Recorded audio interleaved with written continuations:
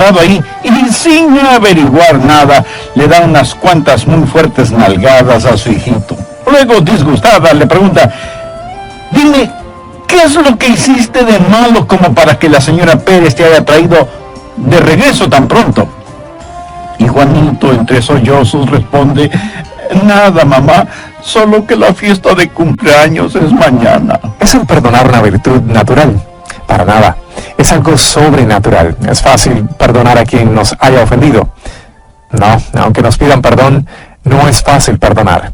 Entonces, imagínese lo sobrenatural que es el que usted le pida perdón a la persona que le ha ofendido o ha pecado contra usted. Amigos, gracias y bienvenidos a esta nueva edición de El Amor que Vale. Mi nombre es Irving Ravelo. En el programa de hoy, el doctor Adrián Rogers, en la voz del pastor Lenín Villanón, nos entrega la primera parte de su estudio bíblico, Cómo curar las relaciones rotas. Por favor, busquen su Biblia el capítulo 18 del Evangelio de Mateo. Después de un momento empezaremos a leer desde el verso 15. Pero antes, quiero contarles lo siguiente.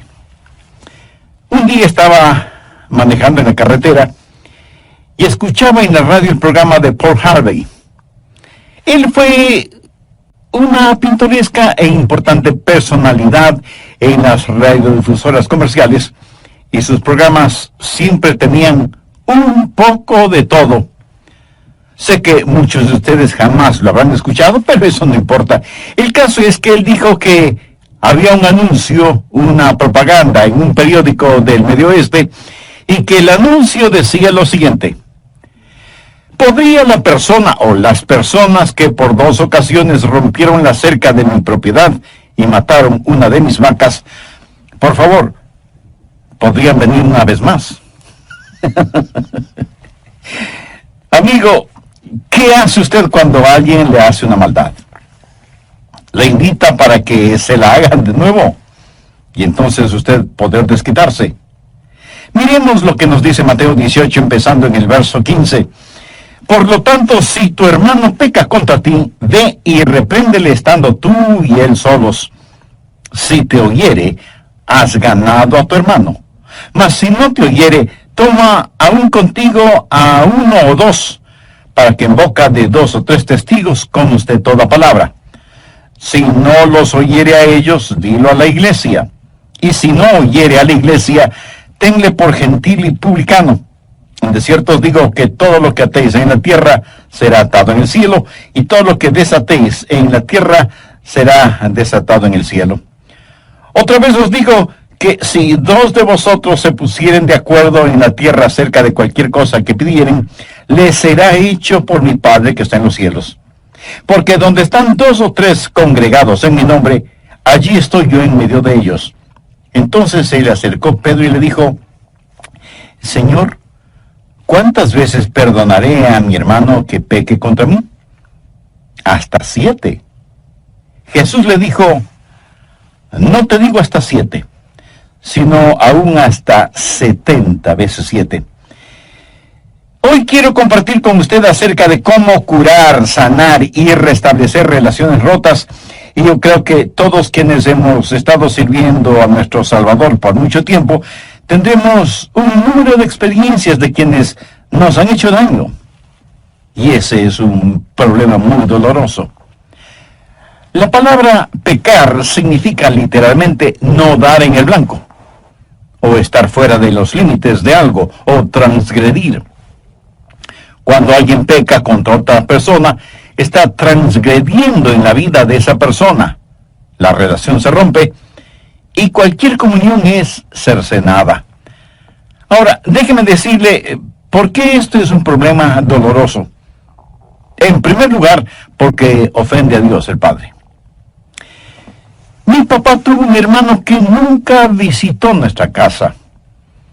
Él vivía en Denver, en Colorado, y un día vino a West Palm Beach, en la Florida, para visitarnos.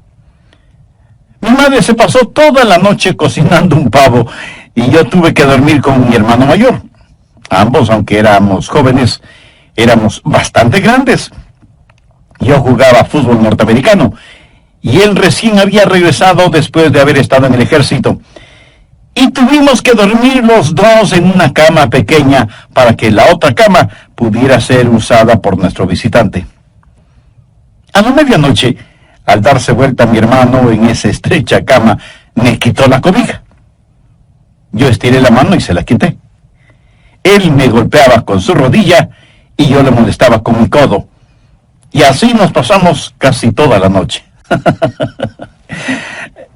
Mamá, que como dije estaba preparando el pavo, al oír la bulla que hacíamos en el dormitorio, vino, abrió la puerta de nuestro cuarto, encendió la luz y vi que mi hermano tenía un ojo hinchado y que un hilito de sangre salía de su nariz.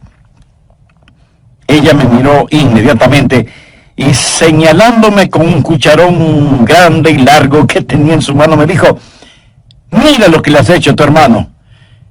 Y yo me defendí diciendo: pero mamá, él comenzó. Y ella, autoritativa, me dijo: cállate. Y con el cucharón me dio un fuerte golpe en el pecho y otro golpe en la espalda y otros golpes en los brazos. Y si no me agacha a tiempo, me hubiera dado con el cucharón en la cabeza. ¿Cree que ella, después de esa demostración de samurái femenina, se mordió los dedos diciendo: ¿qué es lo que he hecho a mi pobre Adrián? De ninguna manera. A la mañana siguiente, cuando nos reunimos para desayunar, mi hermano tenía una toalla cubriendo su cabeza y en mi brazo se podía todavía ver la huella del cucharón. Y ahí está nuestro tío, que nos visitaba por primera vez, mirándonos sorprendido. Mi papá estaba realmente muy molesto y mi madre humillada. Y nosotros dos avergonzados. Y como dice el dicho en relación con los perros derrotados, nos sentíamos con el rabo entre las piernas, más bien entre las patas. Y me pregunto si en el cielo no se avergonzará sobre la forma en que algunos de los hijos de Dios se comportan. Quiero decir, creo que avergonzamos a Dios el Padre cuando no nos llevamos bien entre hermanos y hermanas. Y no estoy hablando de relación sanguínea. Eso deshonra al Padre, pero también desanima a los creyentes. No hay nada peor que estar en una iglesia donde no existe armonía. Y no existe nada más dulce y atractivo que estar en una iglesia en donde la armonía es evidente entre todos. El Salmo 133:1 dice: mirad cuán bueno y cuán delicioso es habitar los hermanos juntos en armonía.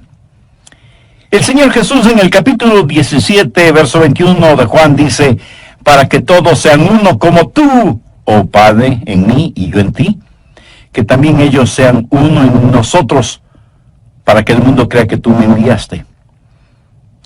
¿Se había percatado usted que la unidad entre los creyentes es una forma de evangelizar silenciosamente? Pero no solo que pleitos, contiendas y desunión deshonran al Padre y desaniman a los creyentes, sino que eso deleita a nuestro enemigo. Satanás ama realmente el ver que hermanos y hermanas en la fe no se llevan bien. La causa de Cristo sufre más por la falta de armonía y unidad en las iglesias que por las falsas doctrinas.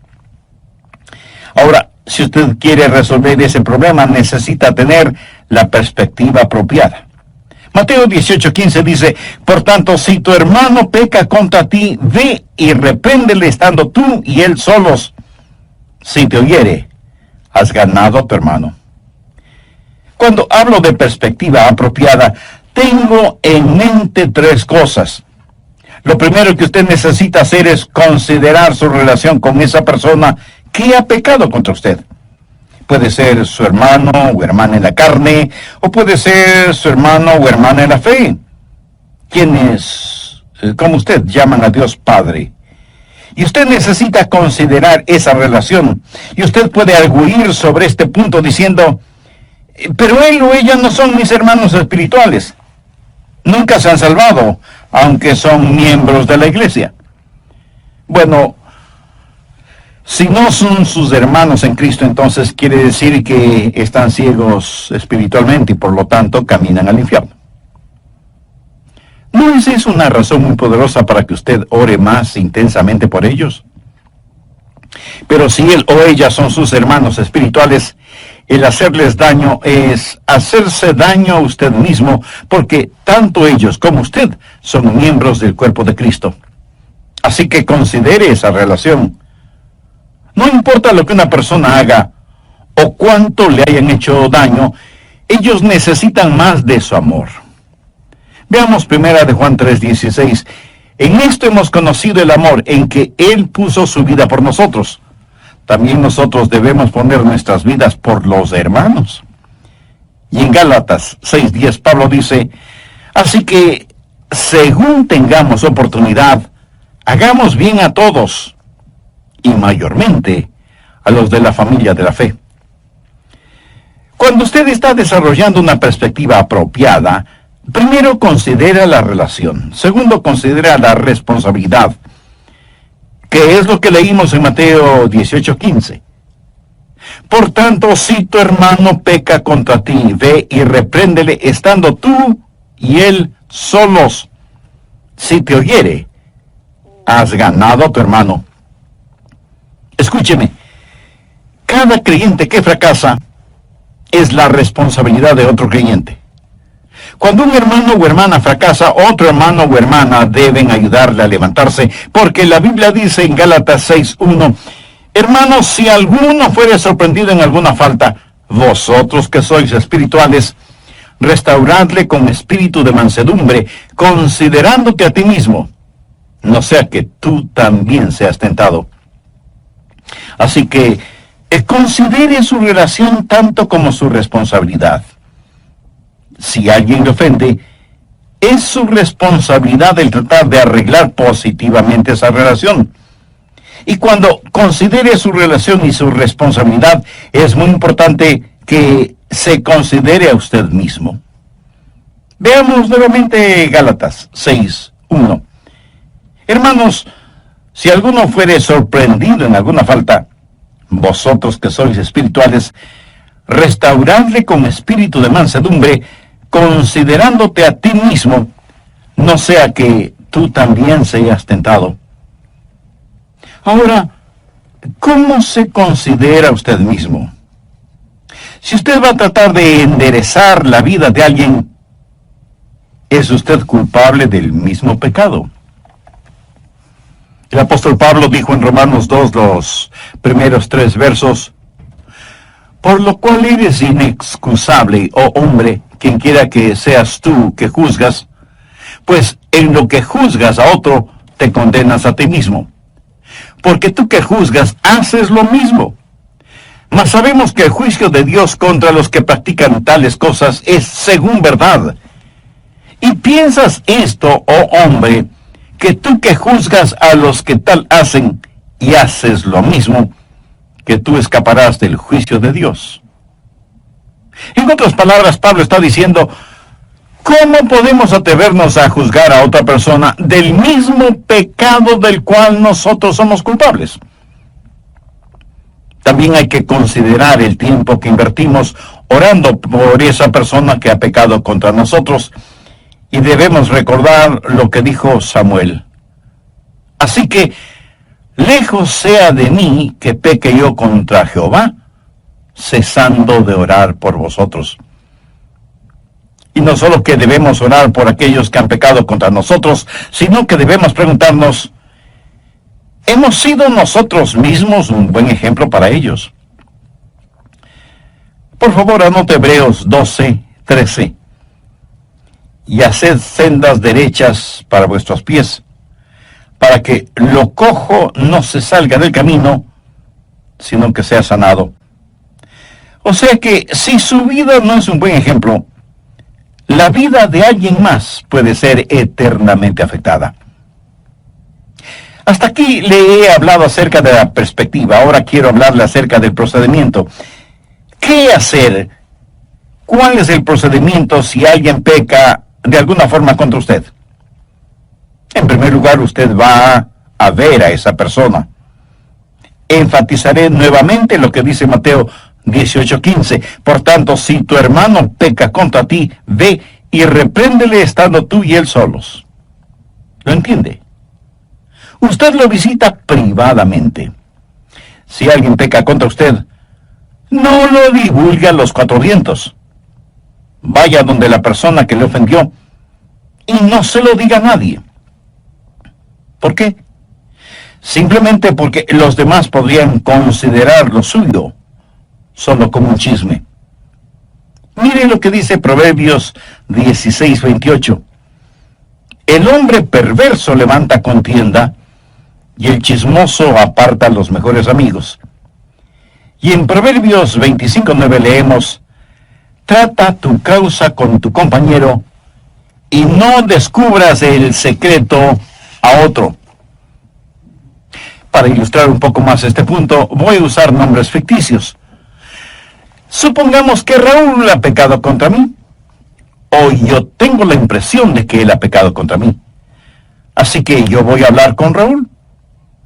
Y no necesito decirle ni a Jaime, ni a Pedro, ni a nadie más que voy a hablar con Raúl. ¿Por qué? Porque bien pudiera ser que Raúl no pecó contra mí. A lo mejor yo pienso que lo hizo, y tal vez no estoy equivocado en mi manera de pensar, porque aunque no nos guste admitirlo, a veces podemos estar muy equivocados en cuanto a lo que pensamos que otras personas han hecho en contra de nosotros. A un pequeñito le invitaron a una fiesta de cumpleaños de uno de sus vecinitos. Su madre lo llevó y le advirtió al niño: mira, Juanito, le he pedido a la señora Pérez que si te portas mal, te mande de inmediato a casa, en donde tendré que castigarte, ¿me entiendes? Y el pequeñín contestó: sí, mami, te entiendo. No habían pasado ni 10 minutos cuando la señora Pérez trae a Juanito de regreso a casa, en donde su mamá, sin averiguar nada, le da unas cuantas y fuertes nalgadas a su hijito.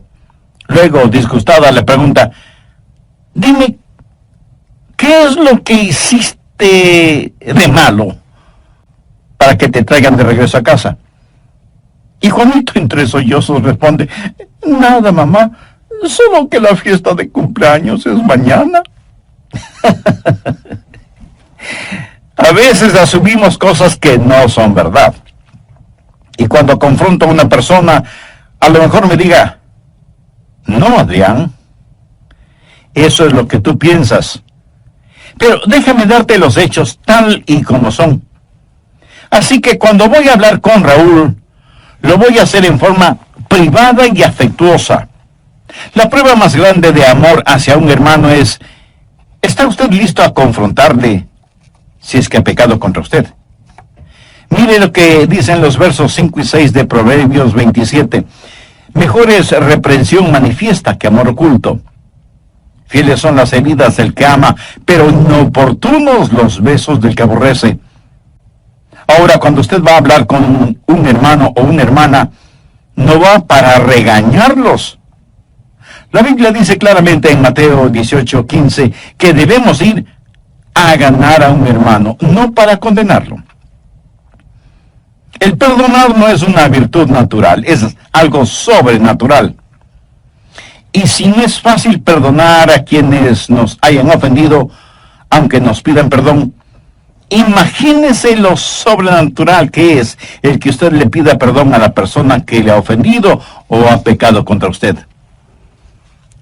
¿Sabe que eso es exactamente lo que sucede entre Dios y los seres humanos? Nosotros hemos ofendido a Dios, hemos pecado contra Él, y es Él quien no solo que nos perdona, sino que nos restaura para que tengamos amistad y comunión con Él. Y cuando tiene que disciplinarnos, lo hace con un corazón quebrantado, pero nos disciplina por nuestro propio bien. ¿Tiene usted a Jesús en su corazón? ¿Le ha recibido ya como su Salvador y Señor? Usted puede, hemos superado aquello de ojo por ojo y diente por diente, entonces, como si estuviéramos practicando una virtud, decimos: él o ella pecó contra mí. Y si quiere que le perdone, debe venir a pedirme perdón. Pero que yo vaya a buscarle para perdonarle, jamás. Pero es exactamente eso lo que la Biblia dice que debemos hacer y hacer. Antes sed benignos unos con otros, misericordiosos, perdonándoos unos a otros como Dios también os perdonó a vosotros en Cristo. Permítame hacerle una pregunta. ¿Dios le buscó a usted? Por supuesto que sí.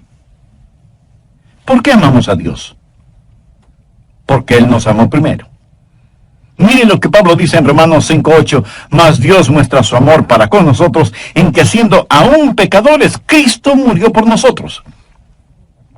Ahora si alguien peca contra nosotros, no podemos...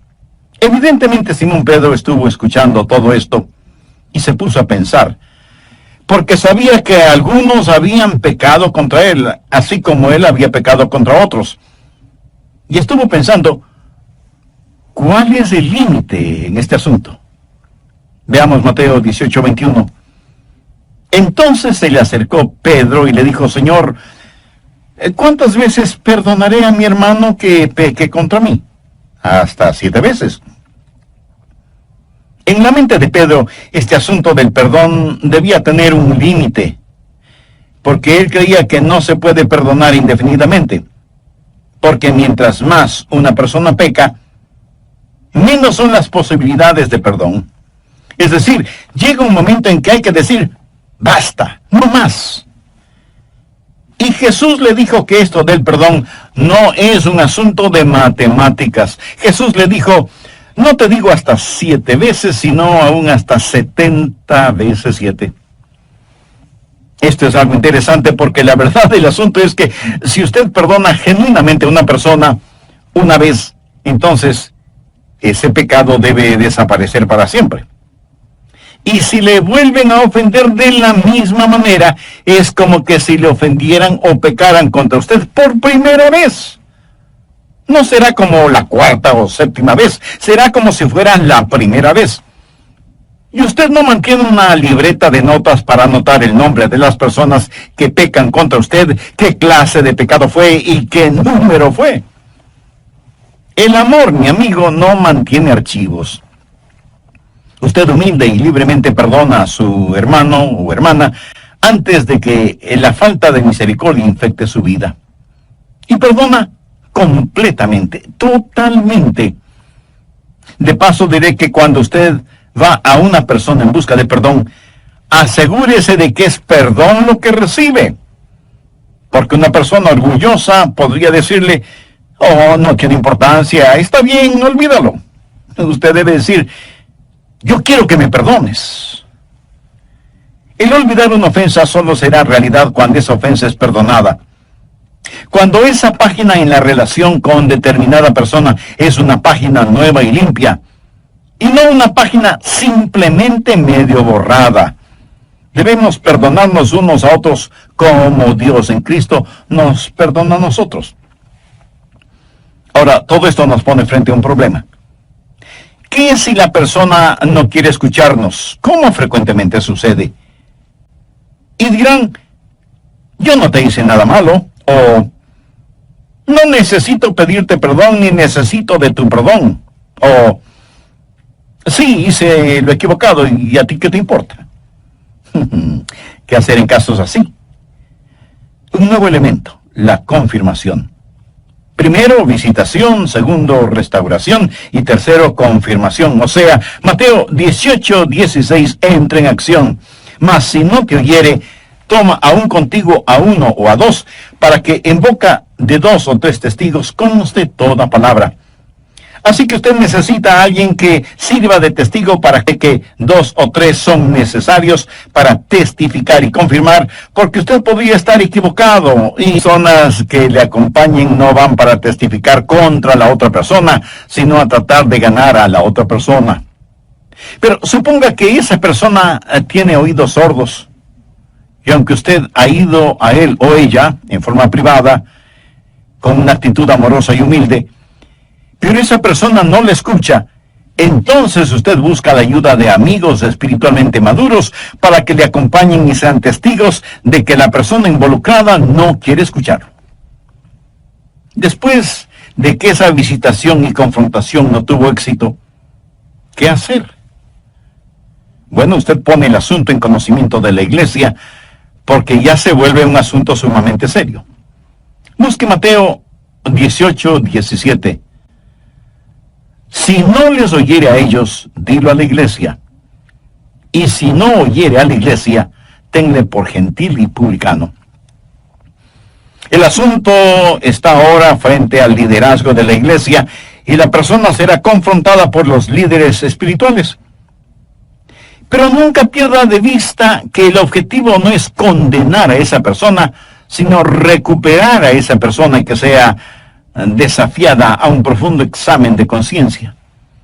Al mismo tiempo, la iglesia debe examinarse para saber si en verdad está administrando a las necesidades emocionales y espirituales de esa persona y si se ha tomado como responsabilidad seria el orar por ella, por su arrepentimiento y por su restauración. Y si con todo este procedimiento la persona tampoco escucha a la iglesia, ¿cuál es el próximo paso? La segunda parte del verso 17 tiene la respuesta. Y si no oyere a la iglesia, tenle por gentil y publicano. Eso en lenguaje sencillo significa hay que excomulgarlo. Los gentiles eran las personas que no pertenecían a la fe judía. Los publicanos, sin embargo, eran los cobradores de los impuestos y se les consideraba completamente deshonestos. Ser llamado publicano era sinónimo de charlatanería, de estafa, de buscar únicamente ganancias personales.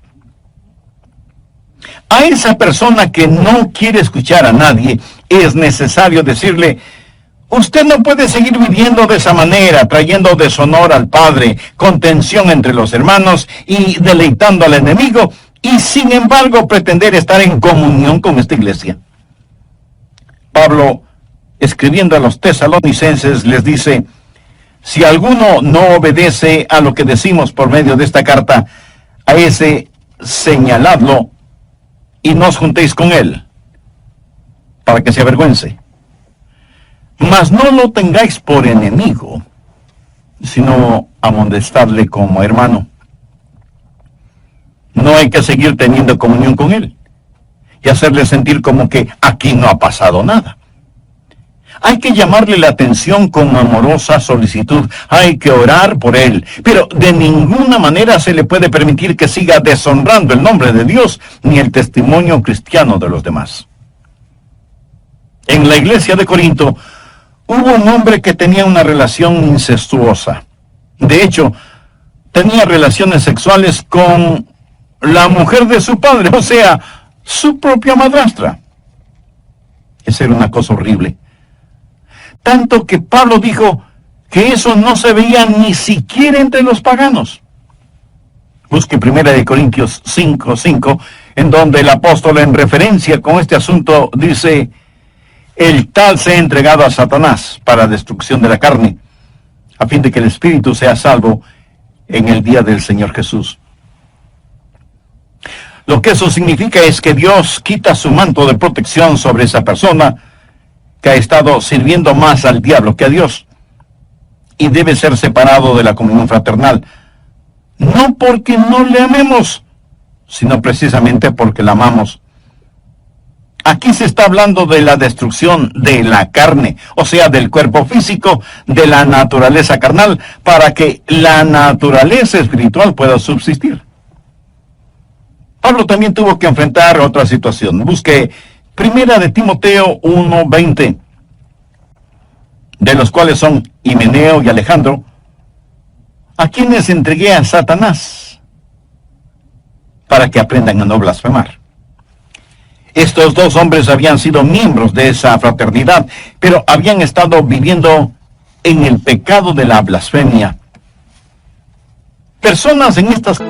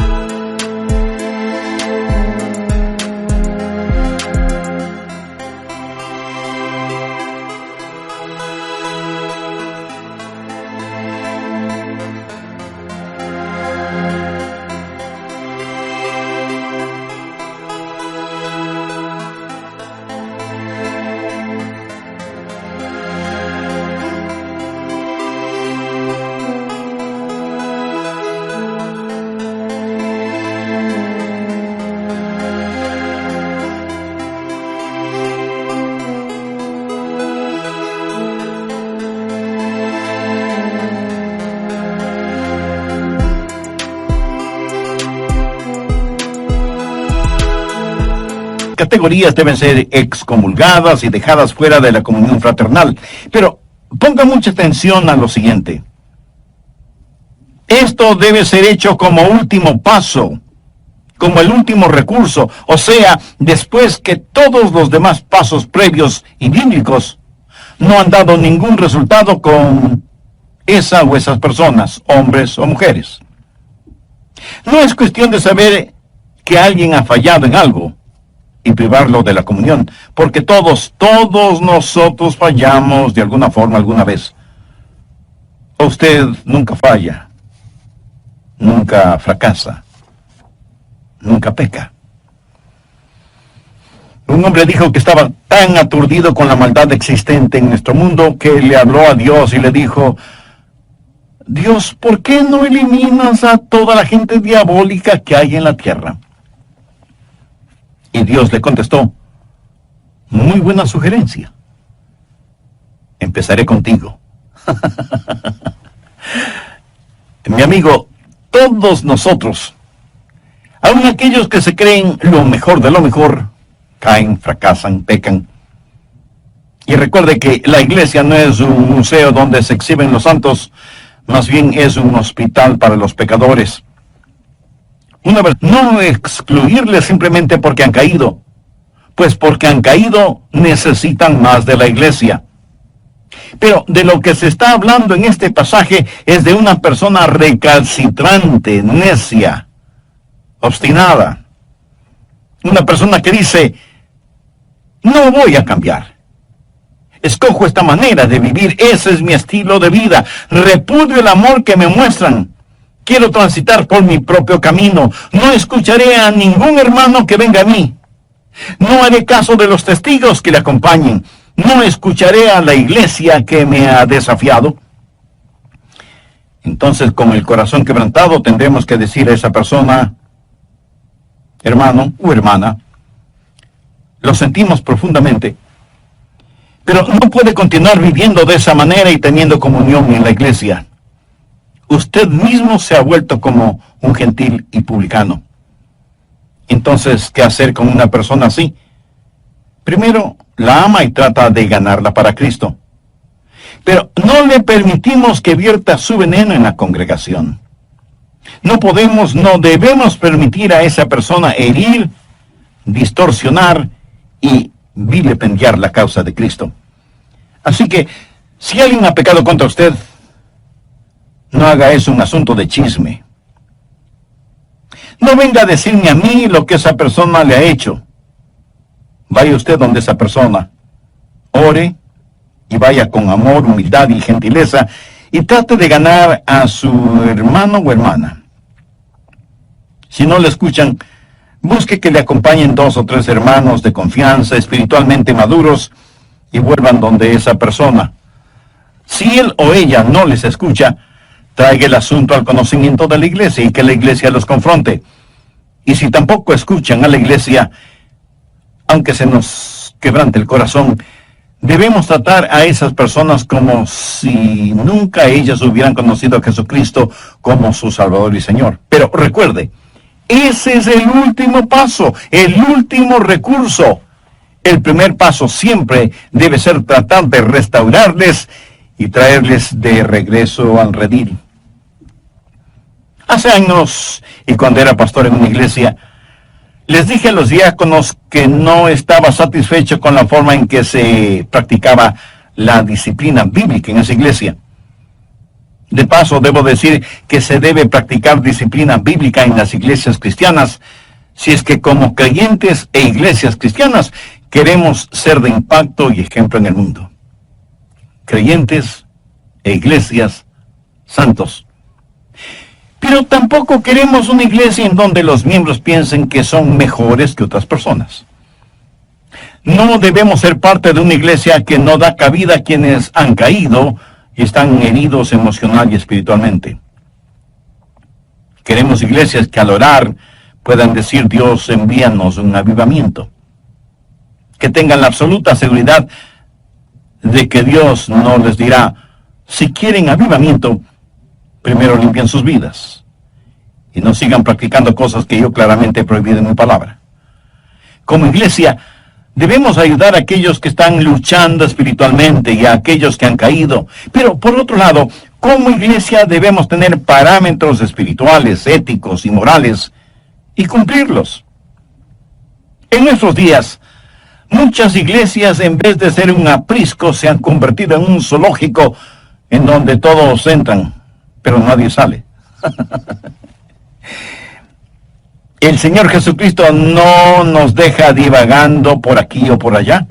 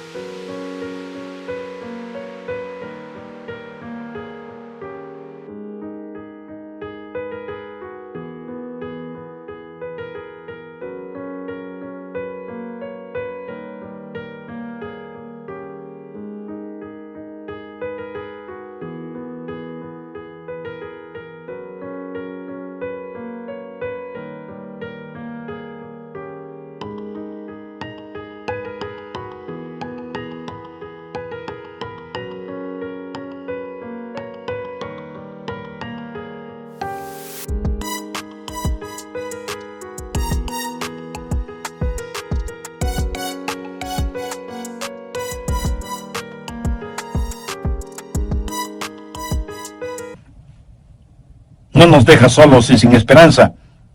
Y en su palabra nos enseña cómo debemos comportarnos como creyentes, cómo amar a otros y cómo perdonar y restaurar la vida espiritual de hermanos y hermanas en la fe.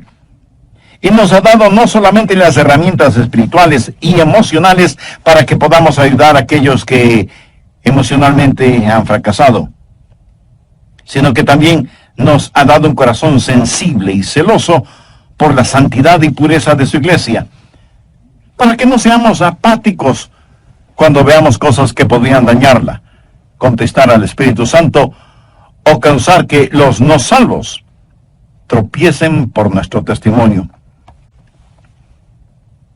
Amiga, amigo, ¿ya ha entregado su corazón al Señor Jesucristo? ¿Y ha recibido como su Salvador?